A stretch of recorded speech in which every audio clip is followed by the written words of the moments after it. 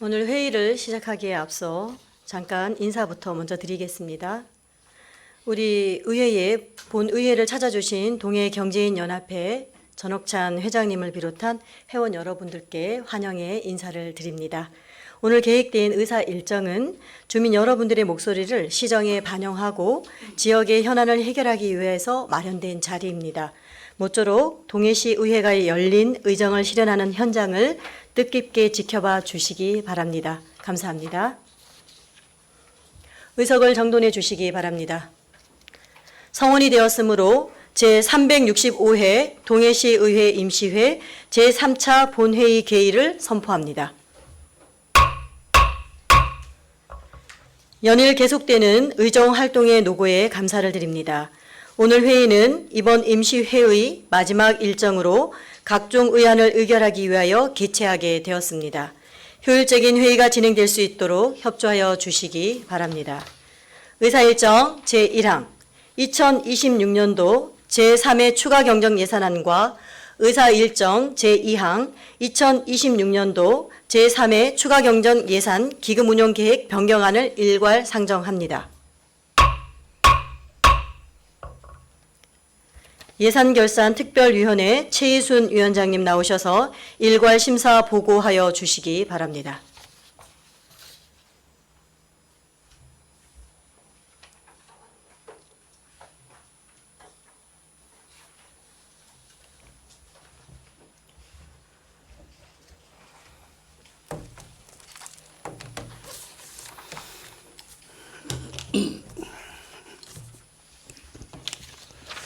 예산결산특별위원회 위원장 최희순 위원입니다. 먼저 2026년도 제3회 추가 경정 예산안에 대한 심사 결과를 보고드리겠습니다. 심사 경과입니다. 2026년 7월 31일 동해시장이 제출한 2026년도 제3회 추가 경정 예산안을 2026년 8월 11일부터 8월 14일까지 총 4일간 예산결산특별위원회에 상정하여 심사를 진행하였으며 8월 24일에 개수 조정을 거쳐 의결하였습니다. 다음은 예산안의 개요입니다. 2026년도 제3회 추가 경정 예산안의 총 규모는 7,293억 원으로 기정 예산액 대비 459억 원이 증액되었습니다. 그중 일반 회계는 6,290억 원으로 기정 예산액 대비 417억 원이 증액되었고 특별회계는 1,002억 원으로 기정 예산액 대비 41억 원이 증액되었습니다. 다음은 심사 결과를 말씀드리겠습니다. 예산결산특별위원회는 지속되는 고물가로 인한 민생 경제의 어려움을 극복하고 재정 운영의 효율성을 높이기 위해 제출된 예산안의 사업별 타당성과 시급성을 철저히 검증하며 심사에 임하였습니다. 심사 결과 두 건의 사업에서 총 7,500만 원을 삭감하여 6천만 원은 예비비로 편성하고 1,500만 원은 당초 예산과 같이 같은 부서의 다른 편성목으로 계상하여 수정 의결하였습니다. 주요 삭감 내역을 말씀드리겠습니다. 첫째, 동해 사마사 관리시설 건립공사 감리 용역비는 총 건립공사 예산 전체가 확정되지 않은 상태에서 감리 용역비를 먼저 편성하는 것은 절차상 맞지 않으며 불필요하다고 판단하여 삭감하였습니다.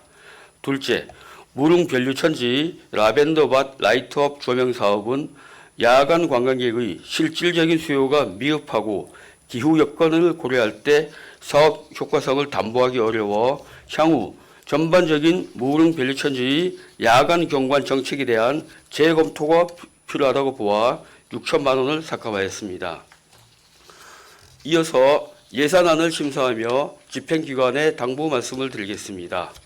지방재정법에 따라 의회 심의에서 감액된 예산은 예비비 지출은 물론 예산의 전용, 이용, 변경 사용 등 어떠한 우회적인 방법으로도 다시 쓰일 수 없습니다. 집행부는 의회의 감액 의결 취지를 무겁게 받아들여 삭감된 사업이 우회 집행되는 일이 없도록 관리에 각별히 유의해 주시기 바랍니다. 아울러 같은 부서에서 신규 사업을 기존 진행 사업이 증액 예산으로 얹어서 편성하는 사례가 보입니다. 이는 예산의 투명성을 떨어뜨리므로 향후 예산 편성 시 반드시 사업별로 부기명을 명확히 구분하여 작성해 주시기 바랍니다. 마지막으로 실질적인 추경 예산 편성이 늦어지면서 예산이 최종 의결되기도 전에 시비로 진행되는 집행을 사전 준비하는 사례가 보였습니다. 예산은 의결 후 집행이 원칙입니다. 이는 예년과 달리 실질적으로 부서에서 사업을 할 추경 예산의 편성이 늦어진 점도 있다고 판단되며 예산 부서에서는 내년 당초 예산부터는 예측 가능한 범위에서 추경 일정을 조율해 주시기 바랍니다. 다음은 2026년도 제3회 추경 기금 운영 계획 변경안에 대한 심사 결과를 보고 드리겠습니다. 동안건은 2026년 8월 11일 예산결산특별위원회에 상정하여 일반 회계의 전출금 98억 원과 이자 수입 11만 6천 원을 포함한 356억 원 규모의 기금 운영 계획 변경안을 심사한 후 원안 의결하였습니다.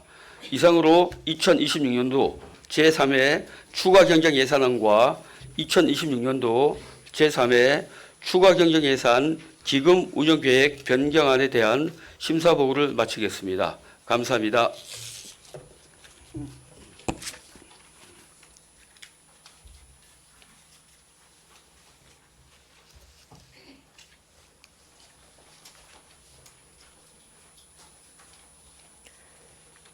최희순 위원장님 수고하셨습니다.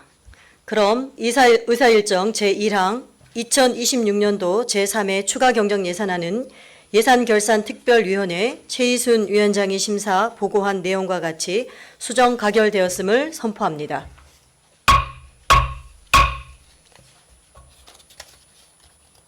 의사일정 제2항 2026년도 제3회 추가 경정 예산 기금 운영 계획 변경안은 예산결산특별위원회 최희순 위원장이 심사 보고한 내용과 같이 원안 가결되었음을 선포합니다.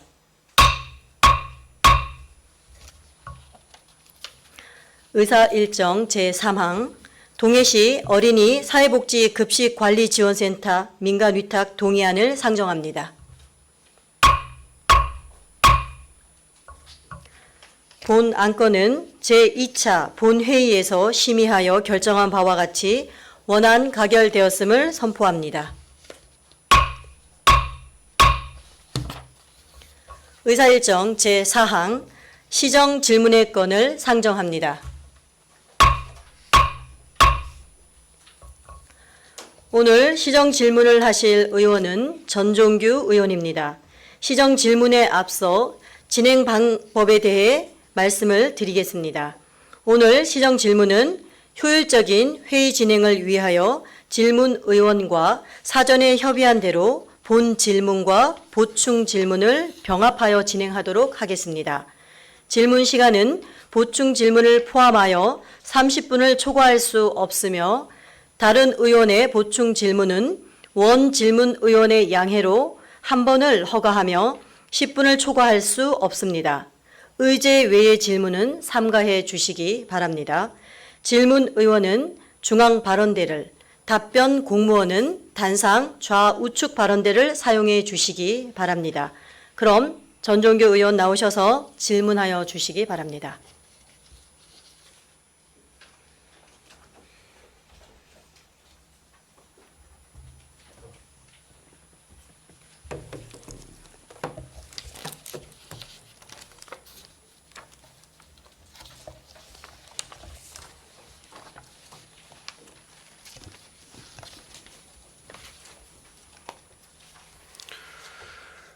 존경하는 동해 시민 여러분, 안녕하십니까? 동해시의회 전종규 의원입니다. 오늘 먼저 시정 질문에 소중한 기회를 주신 박주현 의장님과 동료 의원 여러분, 그리고 새로운 동해의 내일을 위해 현장에서 묵묵히 애쓰고 계시는 이정학 시장님과 공직자 여러분께 감사의 말씀을 올립니다. 저는 지난 2014년부터 동해항의 새로운 도약이 곧 동해시의 새로운 도약이 될 것이라는 믿음을 가지고 시민 여러분과 함께 행동해 왔습니다. 칼바람이 부는 동해항 4번 게이트 앞에서 동해항 3단계 개발 사업의 조기 추진을 촉구하며 시위와 1만 명 서명운동에 동참했습니다. 또한 불씨가 꺼져가던 수산물 저온 저장 표준 공장 콜드체인 유치에 힘을 보탰으며 동해안 항만형 자유무역 지역 지정을 위해 산업통상부에 최초의 질의를 했고 동해신항 재정부두 건설을 위해 동해시와 시민들과 함께 노력해 왔습니다. 존경하는 시민 여러분, 동해안은 동해시가 성장해온 시간을 함께 견뎌온 우리 도시의 역사이며 새로운 도약을 열어갈 가장 소중한 자산입니다. 그러나 이제는 항만의 크기보다 항만의 가치가 어디로 흘러가는지를 돌아봐야 할 때입니다. 저는 오늘 이 자리에서 동해항을 단순 하역과 물동량 중심의 항만에서 벗어나 기업과 산업을 유치하고 일자리를 만들며 지역 경제에 새로운 가치를 창출하는 부가가치 창출 항만으로 전환하기 위한 공론의 장을 열고자 합니다. 새로운 돛을 달고 힘찬 항해를 시작한 민선국이 동해시. 이제 동해항도 새로운 돛을 달아야 합니다. 지금부터 동해항의 현재와 새로운 내일을 여는 경쟁력에 대해 묻겠습니다. 산업정책과장님 발언대 앞으로 나와주시기 바랍니다.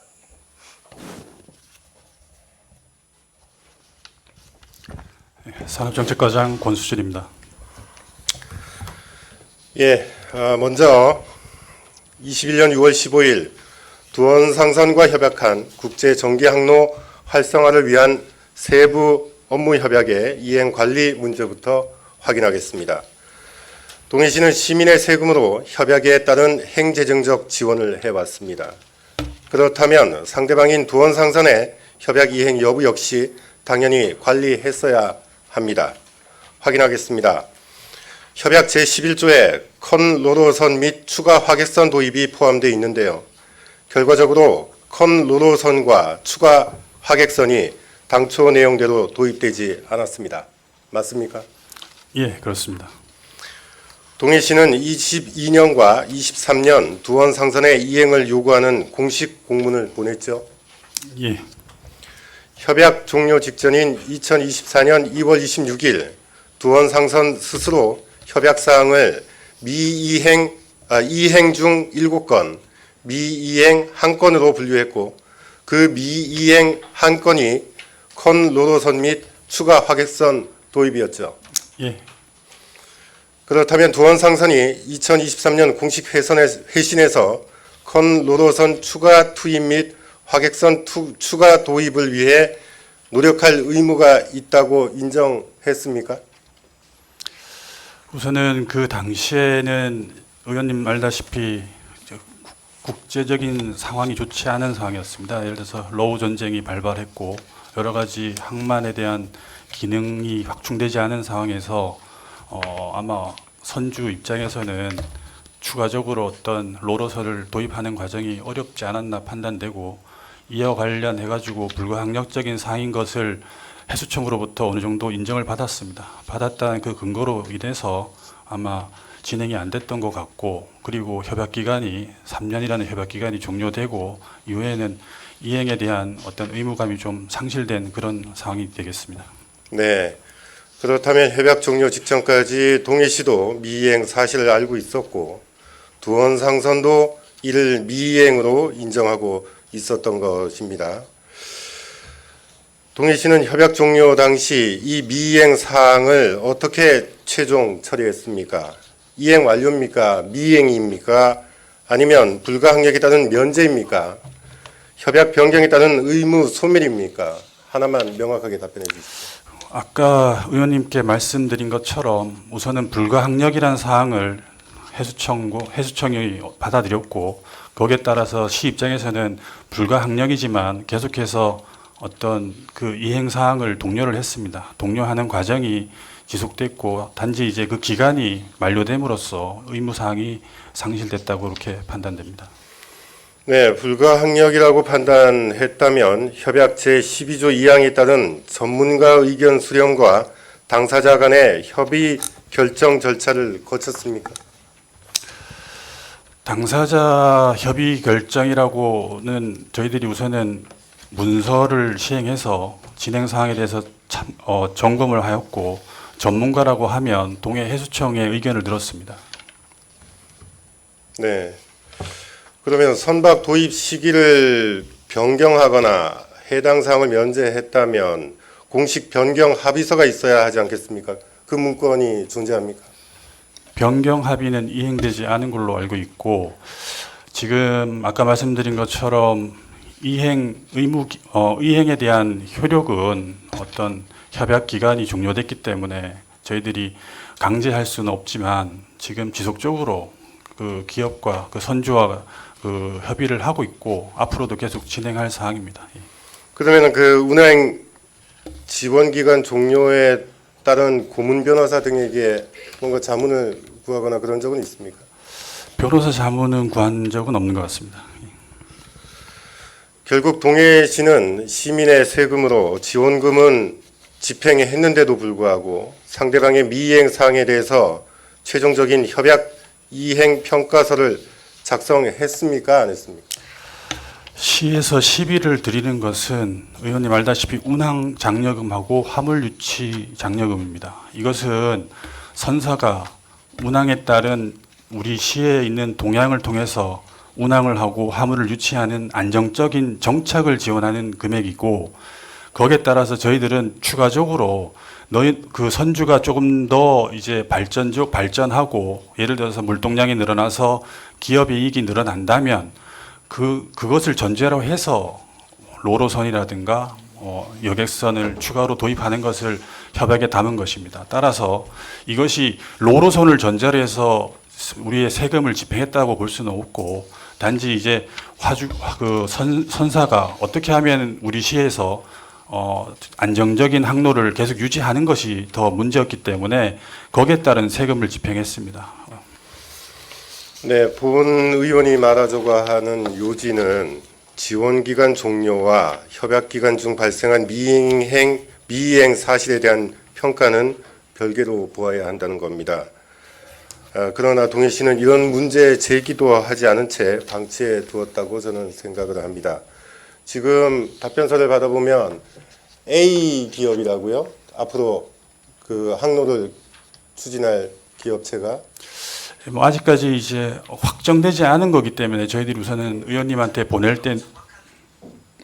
때는 A 기업이라고 이제 언급을 드린 것이고 우리 관내에 있는 기업입니다. 기업이고 아마 아시는 분들은 아실 수도 있겠지만 그 기업이 지금 선박 로로선 두 척을 지금 구매할 예정에 있고 그것을 통해서 일본에 있는 일본과 지금 협의를 해서 항로를 지금 개설할 예정에 있습니다. 그거와 관련해서 우리 시에 이제 지원 요청이 협조 요청이 들어왔고 따라서 이번 주 내로 저희 우리 과에 있는 직원과 함께 관련 일본 출장을 가서 협의를 할 예정입니다. 네. 앞으로도 또 계약을 할 업체가 또 있지 않습니까? 예. 앞으로 이런 업체와 또 협약을 맺어야 되고 이런 협약에 대해서 이행 조건이라던가 또 계약 미이행이라던가 이런 부분에 대해서 철저하게 관리할 수 있는 그런 시스템을 갖춰야 된다고 생각합니다. 의원님 말씀을 충분히 공감하고 있습니다. 실질적으로 저희들이 이제 미이행된 부분에 대해서 인지를 못하고 있었던 건 아니고 인지를 하고 있음에도 불구하고 그 당시의 상황이 여건이 받쳐주지 않았다는 점을 좀 이해해 주시고 의원님 말씀처럼 그 선사가 우리 동해항을 기반으로 해서 모항으로 해서 계속해서 성장하고 발전한다면 저희들이 요구하지 않아도 물동량이 증가함에 따라 아마 선박을 추가로 구입할 것입니다. 그리고 아까 말씀드린 것처럼 지금 그 두원상선 외에 다른 선사 뭐 이런 부분에서도 동해항을 모항으로 해서 지금 수출입을 하려고 하는 의사를 밝혀왔기 때문에 이런 상황이 추가적으로 발생하지 않을까 예상됩니다. 네, 알겠습니다. 이제 동해항의 물류 기반을 묻겠습니다. 다음은 보세창고 문제입니다. 본 의원이 말하는 보세창고는 활수산물 보관시설 하나를 의미하는 것은 아닙니다. 본 의원은 활수산물과 더불어 국제 물류 증가에 대응하기 위한 보세창고의 기능 확대에 관한 동해항의 복합 물류 기능을 질문한 것입니다. 실제 질문서의 취지는 벌크 중심에서 벗어나 컨테이너, 자동차 부품, 기계류, 소비재, 수산물, 냉동, 냉장 화물 등 다양한 수출입 화물을 처리할 기반을 묻는 것이었습니다. 질문 드리겠습니다. 현재 동해안과 배후 지역에 상온 보세창고, 냉장, 냉동 보세창고, 컨테이너 화물 처리 시설, LCL 화물을 처리할 CFS가 각각 몇 곳이며 처리 능력은 어떻게 됩니까? 우선 수량에 대해서는 미처 파악을 하지 못했습니다. 이해를 바라겠습니다. 그리고 의원님이 말씀하신 것처럼 여러 가지 이제 뭐 냉동, 냉장과 관련된 보세창고의 기능 확대가 필요한 것은 맞습니다. 하지만 그 전제는 그 관련된 물동량에 대한 수요를 파악한 후에 해야 될 것이고, 의원님 잘 알다시피 거기에 관련된 어떤 권한이라든가 이런 거는 우리 시에 있지는 않습니다. 뭐 관세청이라든가 뭐 여러 가지 그 국가기관에서 하는 국가사무의 일환이고, 단지 우리 시에서 이루어지는 사항이기 때문에 시에서는 그걸 항상 예의주시하고 모니터링하면서 유관기관과 협조 체계를 유지하고 필요하면 거기에 건의를 해서 진행하도록 하겠습니다. 제가 저번 7월 업무보고 때 그 LCL 화물을 모아서 컨테이너 할 수 있는 CFS 시설, 예. 이거 좀 검토해 보라고 하셨는데 검토해 보셨습니까? 지금 저희들 입장에서는 그런 뭐 CFS라든가 뭐 CY라든가 뭐 이런 쪽이 아직까지 추가적으로 저희들이 검토하고 있지는 않지만은 협의는 계속 하고 있습니다. 뭐 해수청 관계자분들하고 해서 물동량에 대한 어떤 진행 사항을 이제 서로 공유하면서 필요시에 어떤 의원님이 말씀하신 CFS라든가 CY와 관련된 걸 가지고 얘기하고 있고, CFS 관련해서는 어차피 LCL이라는 그런 물동량이 필요합니다. 그런 물동량이 어느 정도 되는지에 대한 수요가 예측돼야지만 CFS에 대한 검토가 가능하다고 보고, 거기에 따라서 해수청과 지속적으로 협의하고 있습니다. 그러면 협의를 계속 하셨다는데 동해시가 이 시설들의 면적, 처리 능력, 이용률과 부족한 기능을 종합적으로 조사한 자료가 있습니까? 그건 별도로 의원님께 서면으로 보고 드리도록 하겠습니다. 제출해 주십시오.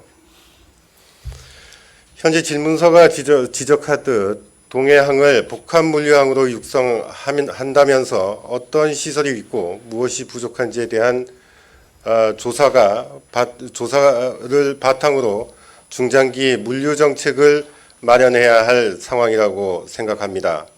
본 의원의 문제 제기에 동의하시죠? 예, 맞습니다. 예. 이어서 하주와 물동량 실제 조사에 관해 질문하겠습니다. 강원권뿐만 아니라 원주권, 충청북도 북부, 경상북도 북부 등 동해안의 잠재 배후권을 대상으로 실제 수출입 하주 조사를 실시한 적이 있습니까? 그 조사에서 LCL 화물이 얼마나 발생하는지, 냉동, 냉장 화물이 얼마나 되는지, 현재 부산, 인천 등 어느 항만을 이용하는지, 동해항에 CFS와 보세창고가 있으면 이용할 의향이 있는지를 조사해 본 케이스가 있습니까?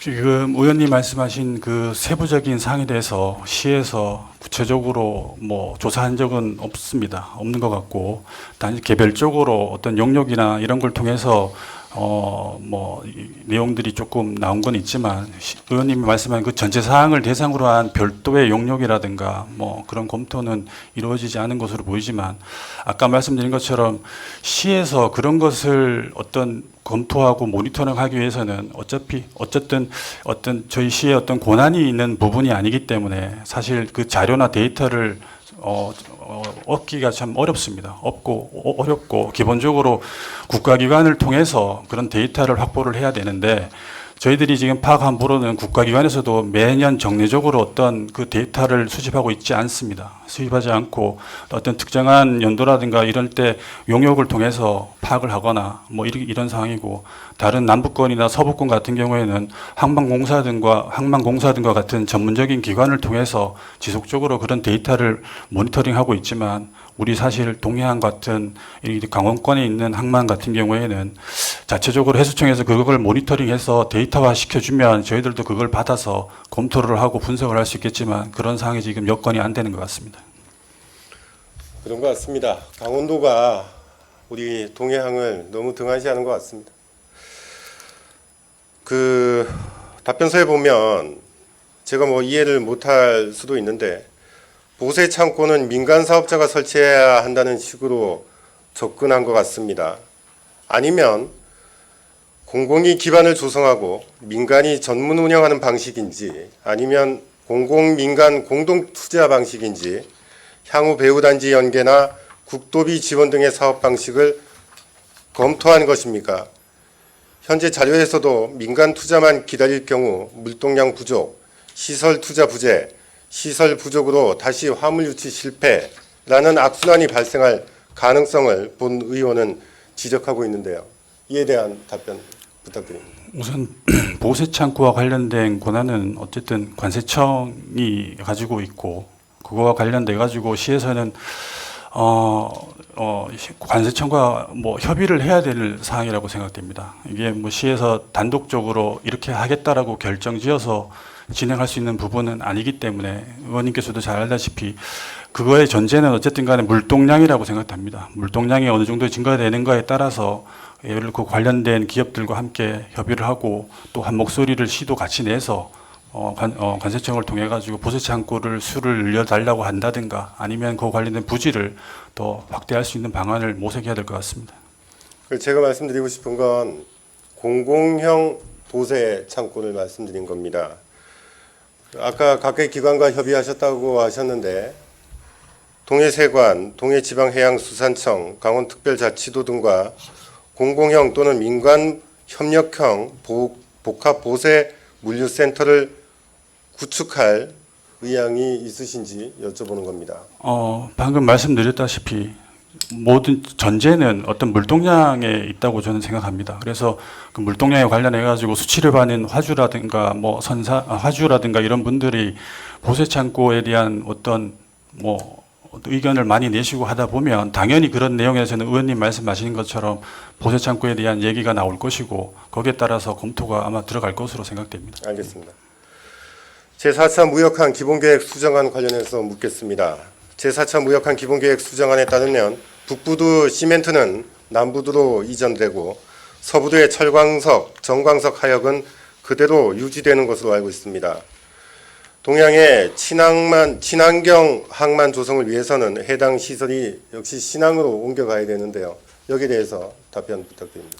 의원님 말씀에 동의를 합니다. 기본적으로 저희들이 4차 전국무역항 기본계획 수정계획에 반영된 것은 알다시피 신항 건설에 따른 북부두에 있는 기능을 신항으로 이전하고, 북항에 있는 산업시설을 다시 동해안으로 이전하는 것과 연결되는 사항입니다. 그리고 아까 지적하신 것처럼 지금 서부두에 보면은 기타 광석이라든가 일부 이제 소규모지만은 그런 벌크 화물들이 지금 운영되고 있는 상황입니다. 그것을 지금 신항 같은 경우에는 일반 선석이 석탄 부두로 조성되고 있고, 이 석탄 부두는 10만 DWT급입니다. 따라서 여기에는 지금 북부두에 있는 석탄, 그 다음에 의원님 말씀하신 서부두에 있는 일부 석탄 화물에, 벌크 화물에 대해서 이쪽으로 이전하는 것을 저희들이 요청할 사항이고, 단지 이제 그 부분에 대해서는 10만 DWT급이라는 어떤 좀 거대한 선석이고 운영량이 물동량이 필요한 어떤 공간이기 때문에,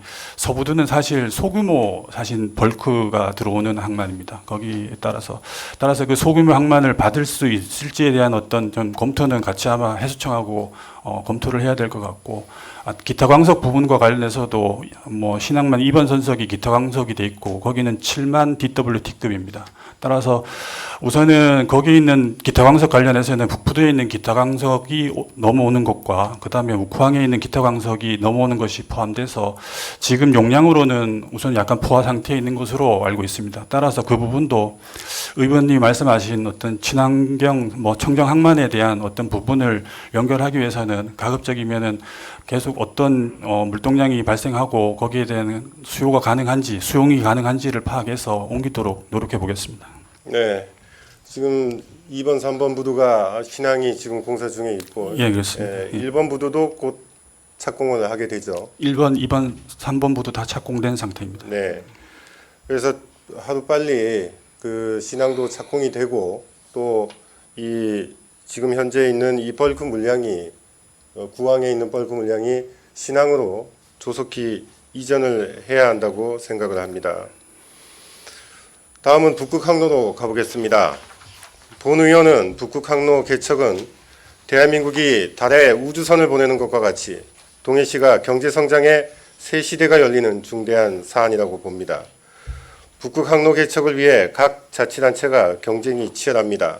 부산항은 지난 22일 펜스타 아크로호가 영국, 네덜란드, 폴란드를 기항지로 시범 문항을 위해 부산 신항에서 북극항으로 출항했습니다. 포항 영일만 항도 지난 6월 북극항로 특화 항만 용역을 착수하며 벌크함을 중심 육성 추진을 위해 제5차 항만기본계획 반영을 목표로 뛰고 있고, 울산항도 지난 1월 북극항로 시대 선도 TF 추진단을 발족해서 에너지 액체함을 전용항으로 추진하고 있습니다. 맞습니까? 예, 그렇습니다. 질문하겠습니다. 동해항은 지리적으로 북극항로와 가장 가까운 최북단 국가 무역항인데다 수도권과 가장 가까운 강점이 있는데요. 지금까지 동해항의 북극항로 추진 현황을 간략하게 말씀해 주십시오. 의원님께서 말씀하신 북극항로에 대한 추진 현황에 대해서는 우선 저희들이 시 개척 이후로 북극항로에 대한 전진기지라는 어떤 기치를 내세우면서 이때 지금까지 우리 시가 그 기조를 유지하고 있는 것은 사실입니다.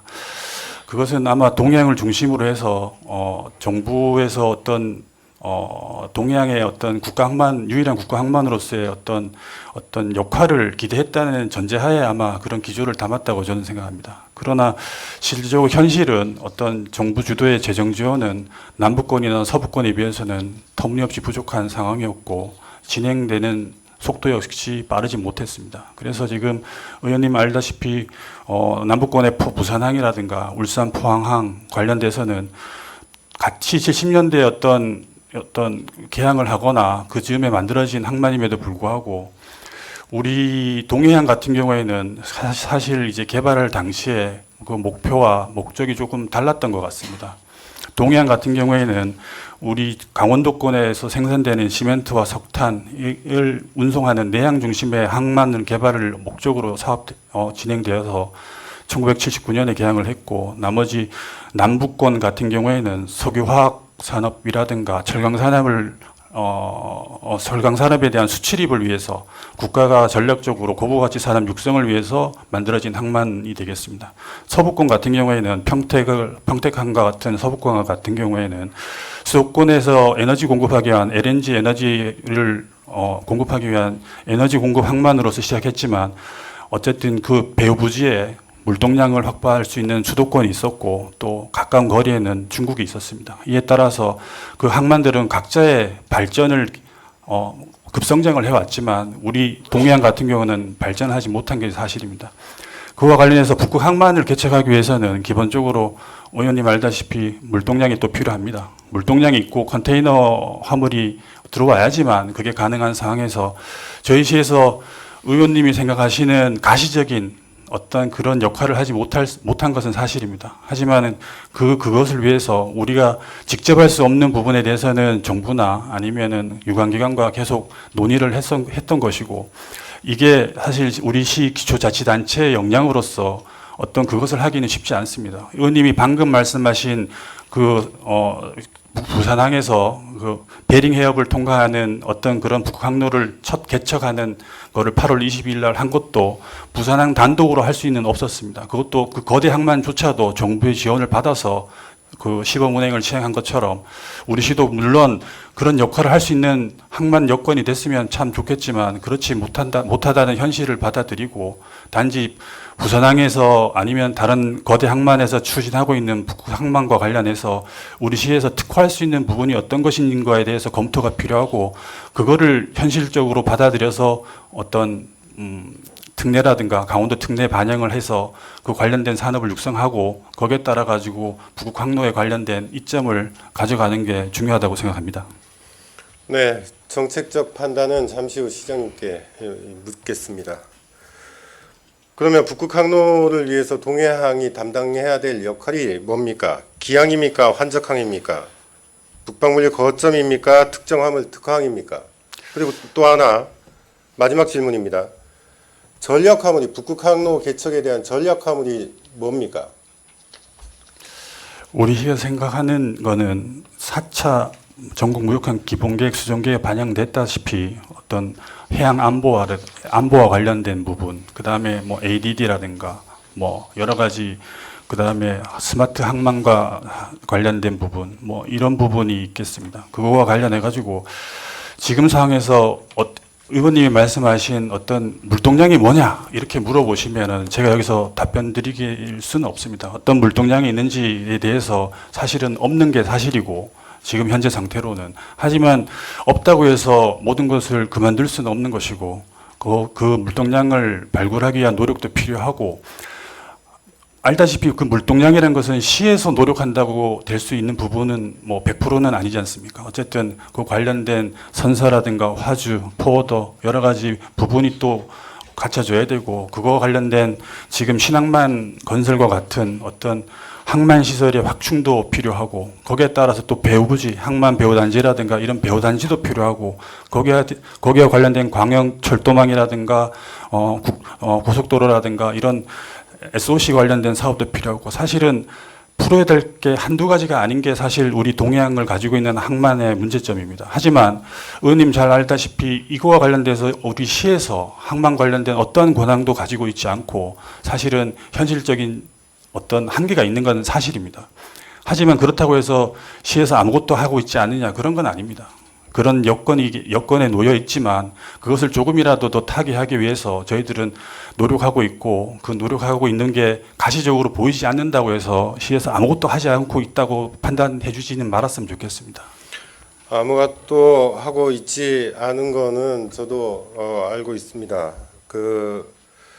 지금까지 해왔던 그런 동해항의 관리 방식, 추진 방식을 이제는 좀 더 기능 확장을 해서 보강을 해야 된다는 겁니다. 예, 동의합니다. 네. 현재 동해시는 국제 전개 항로, 컨테이너 물동량, 보세 창고, CFS, 항만형 자유무역 지역, 기업 유치와 북극 항로를 각각 별개 사업이 아닌 동해항 종합물류 전략으로 통합해서 앞으로 기능 확장해 주시기 바라겠습니다. 예, 알겠습니다. 그리고 의원님 말씀처럼 그 모든 것의 정점은 사실 동해 신항에 있습니다. 동해 신항이 조기 착공돼야지만 사실은 북부도의 어떤 기능 이전이라든가 묵화항의 기능 이전이라든가 이런 것이 연결되고, 거기에 따라서 다른 연관 산업이 또 들어올 수 있는 여지가 생깁니다.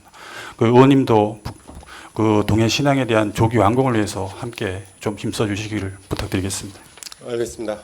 제가 질문 드렸던 부분들 잘 정리해서 신중하게 검토해 주시기 바라겠습니다. 예, 알겠습니다. 예, 자리로 돌아가 주십시오.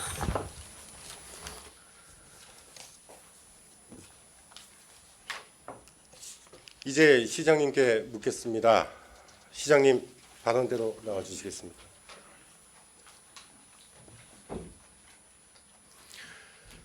시장님께는 개별 공문이나 협약 조항보다 동해시 행정의 방향과 동해항의 비전에 대한 정책형 질문을 하겠습니다.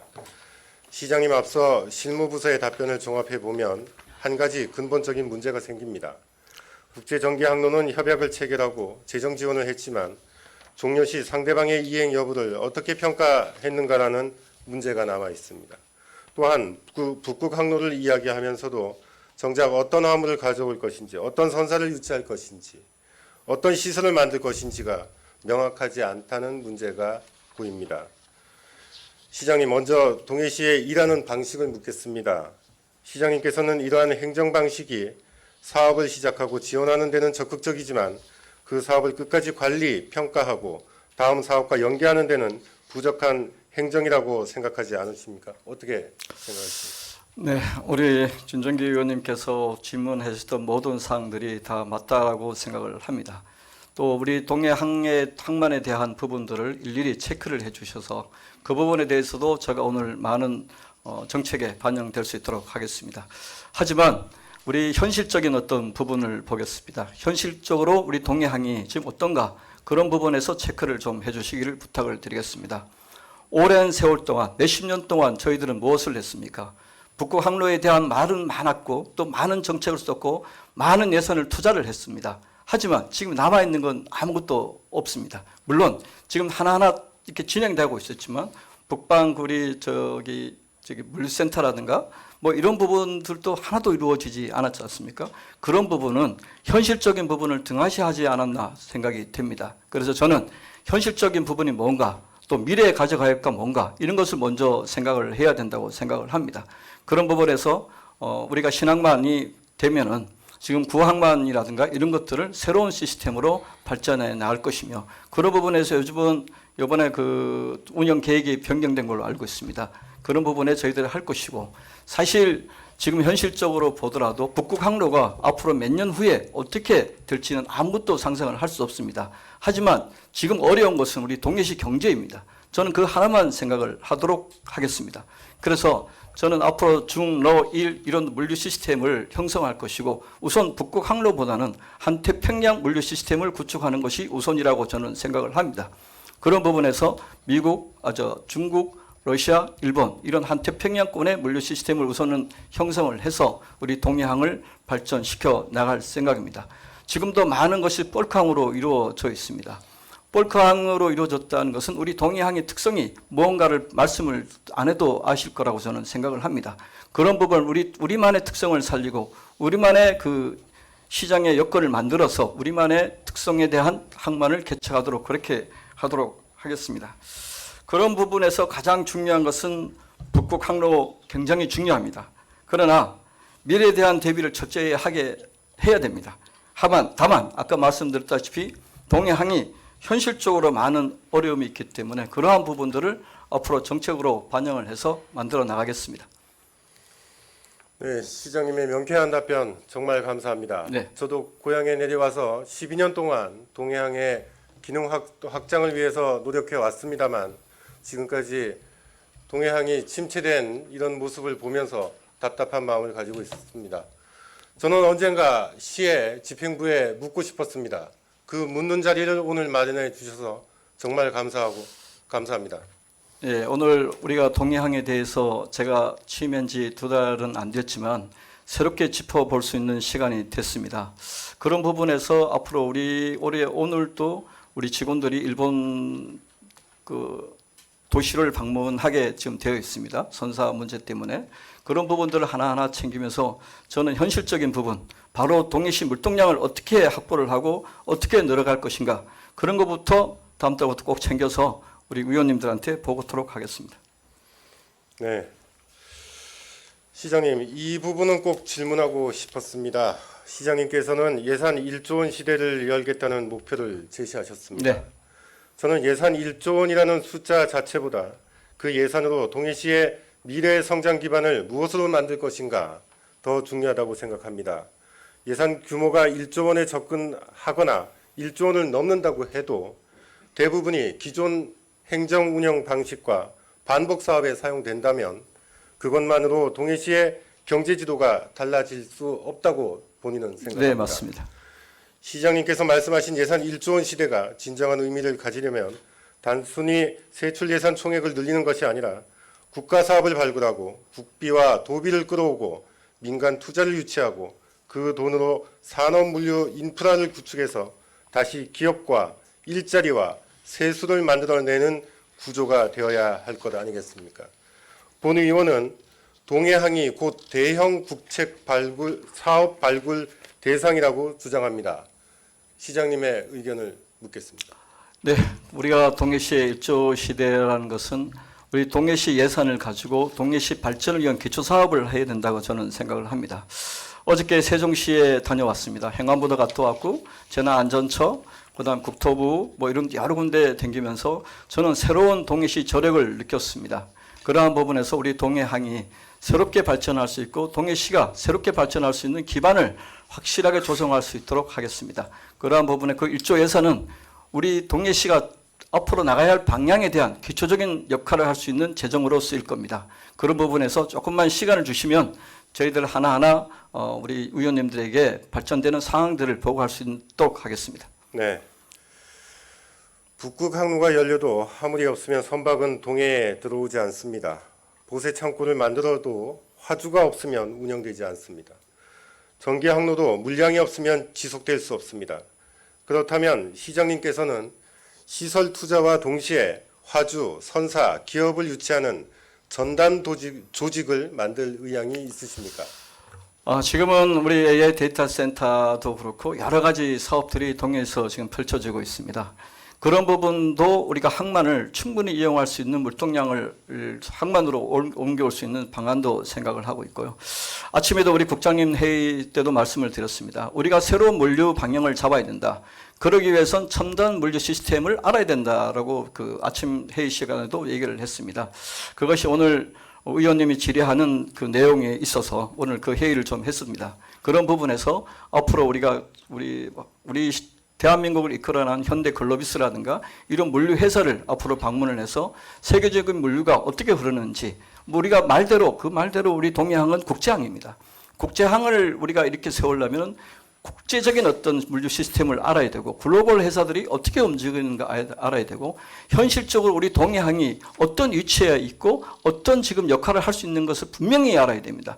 그 이유를 모른다고 그러고 또 그 이유를 우리가 알 수가 없으면 동해시, 동해항의 미래는 없다고 생각합니다. 그런 부분에서 앞으로 현실적인 부분 또 우리 동해항이 과연 지금 우리 대한민국에 있는 항만 중에 우리 위치가 어딘가 그런 부분을 반드시 검토를 해서 앞으로 동해항에 대한 정책을 만들어 나가도록 그렇게 하겠습니다. 네. 그렇게 하시려면 저는 제안을 한 가지 하겠습니다. 시장 직속의 동해항 복합물류 전략회의를 제안합니다. 현재처럼 개별 부서가 각각 대응하는 방식에서 벗어나 시장님이 직접 주재하고 동해시, 강원특별자치도, 동해지방해양수산청, 동해세관, 선사, 화주, 물류기업, 자유무역지역과 전문가가 참여하는 동해항 복합물류 북극항로 전략회의를 구성할 필요가 있다고 반드시 생각하는데요. 단순한 회의체가 아니라 사업 발굴과 국비 확보, 화주 유치, 기업 유치를 실질적으로 분기별로 시장님이 직접 점검하는 체계를 만들 의향이 있는지를 여쭙겠습니다. 네, 그렇게 하도록 하겠습니다. 다만 저희들이 그 물류에 대한 부분들은 우리 동해시의 전문가들이 많지는 않습니다. 그러다 보니 우리 동해시의 물동량이 아니라 우리 강원도의 물동량이 아니라 우리 대한민국의 물동량이 어떻게 이동이 되고 어떻게 할 방향으로 가는 건가 하는 미래 물동량에 대해서는 한국물류협회라든가 또 현대글로비스라든가 이런 기업들이 잘 알고 있을 거라고 생각합니다.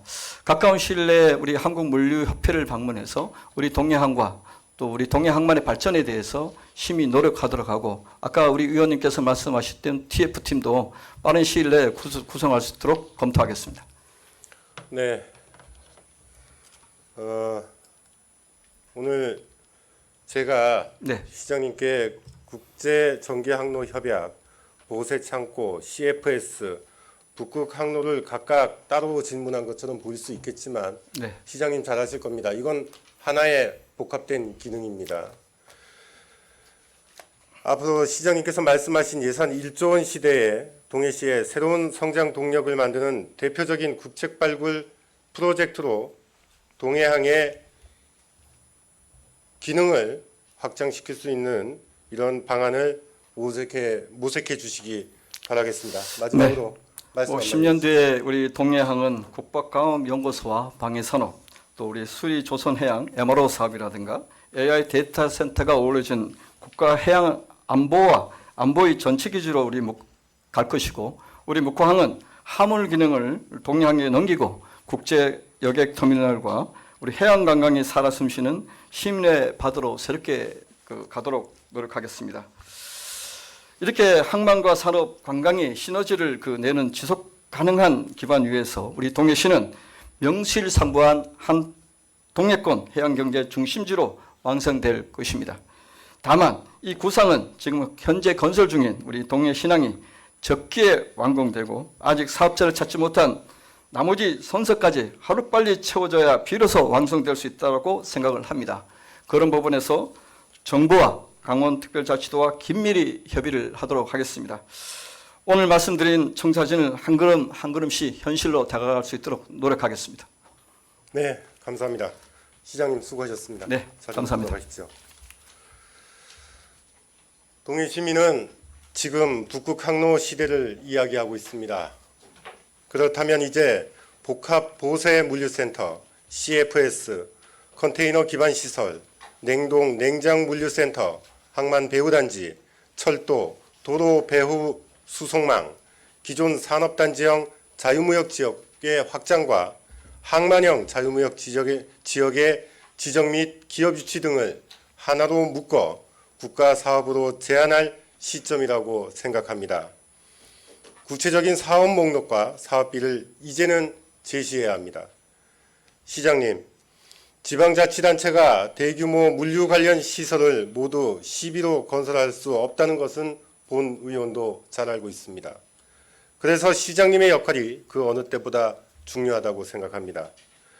예산이 없어서 못한다가 아니라 필요한 사업을 만들어 예산을 가져오는 행정이 돼야 하지 않겠습니까? 동해시가 직접 모은 돈을 부담하라는 것이 아니라 예측 행정을 통해 필요한 사업을 먼저 발굴하고 타당성을 만들고 국가계획에 반영하고 국도비를 확보하고 민간 투자를 결합하는 것, 이것이 시장님이 해야 할 정책적 역할이라고 봅니다.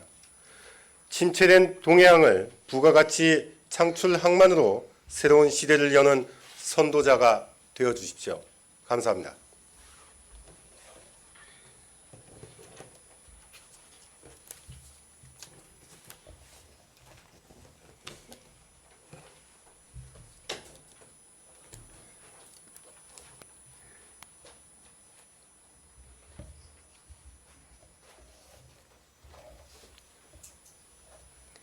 네, 전정기 의원 수고하셨습니다.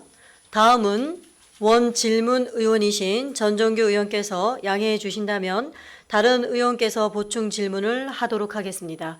전정규 의원 양해해 주시겠습니까?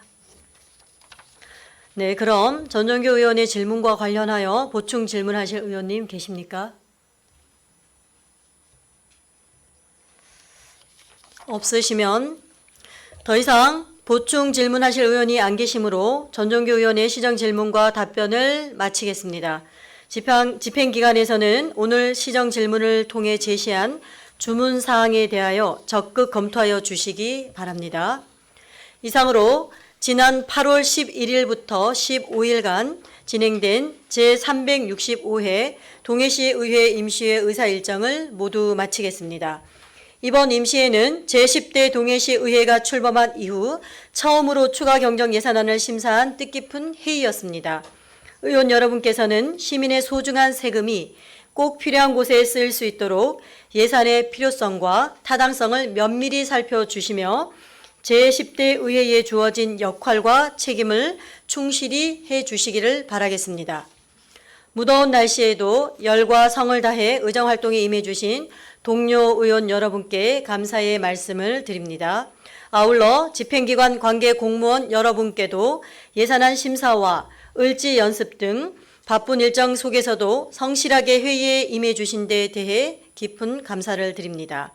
이번 심사 과정에서 논의된 다양한 의견들이 시민의 삶에 실질적인 도움이 되는 정책과 사업으로 이어질 수 있기를 바라며 앞으로도 의회와 집행기관이 각자의 역할을 충실히 하면서 시민의 이익이라는 공동의 목표를 향해 함께 노력해 주시기를 바랍니다. 이상으로 제365회 동해시 의회 임시회 제3회 본회의를 모두 마치겠습니다. 수고 많으셨습니다. 사내를 선포합니다.